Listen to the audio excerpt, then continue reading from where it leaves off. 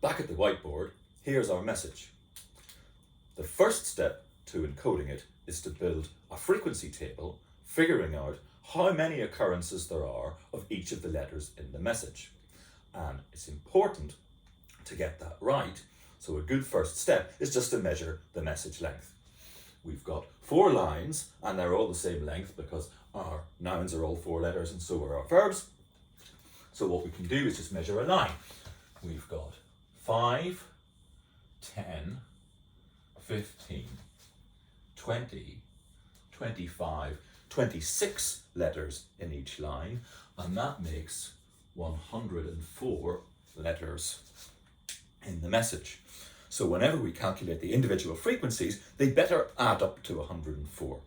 This is the umpteenth take. I've got it wrong twice already, so I always do this double check. Now let's identify the individual letters which occur in the message. I'll start with the here is the that never, and I'll move on to the individual nouns and verbs shortly. So we've got H, E, R from here. We've got I and S from is. The gives us a T. And then for the that, we need an A. Never, we just need an N and a V. And then we're done with the framework. And now for the individual words, we've got everything in tree already. For bird, we need a B and a D. For fish, we need an F. For bell, we need an L. For grew, we need a G and a W. And then we're good for flew. For swam, we need an M. And for rang, we've got everything. So there are 16 different letters in the message. If we wanted to give them all the same number of bits, 4 bits would be enough. You can tell 16 things apart with 4 bits. And if we were to encode the message with 4-bit codes for each letter, that would give us 104 times 4, 416 bits in the encoded message. So that's our target. We need to choose a code that will get us under 416 bits. And the plan is to give short codes to the common letters and long codes to the rare letters. So let's figure out which ones those are. Let's count. For the H's, we have 4, 8, 12, but also the H from fish, making 13 H's. But for E's, we've got 4, 8, 12, 16, 20, and then 22, 23, 24, and 25. 25 E's. E is the most commonly occurring letter in English prose.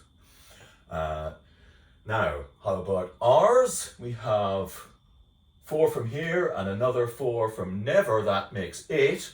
But we've got tree, bird, grew, and rang. So that takes us up to 12. For I's, we've got 4 from is, but we also have bird and fish. That's 6. From S's, we've got 4 from is and fish and swam. So that is also 6.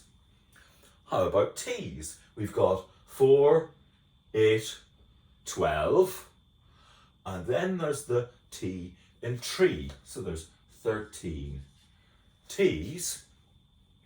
Next, we've got A's, and it's 4 from that, and then swam and rang, giving us 6.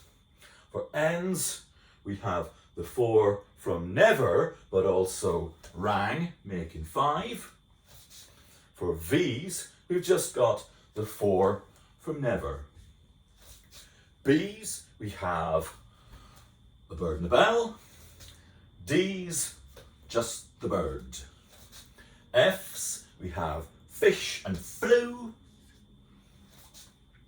L's, we have bell and flew. G's, we've got grew and rang. W's, we've got grew, flew and swam. And finally, M's, there's only the M in swam. So, good plan just now is to check that we haven't missed anything by adding these things up.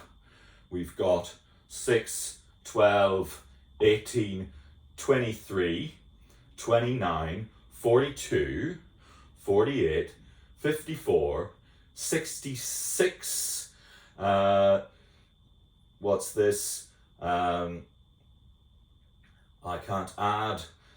66 and 5 is 71, 91, 104. Thank goodness for that. We figured out the frequencies of all of the letters, and we haven't let any go astray thanks to that double check.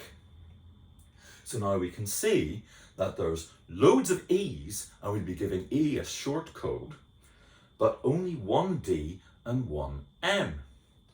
We need to figure out how to spend as few bits as possible, and that's what I'll show you in the next video. It'll be about a tree that does grow.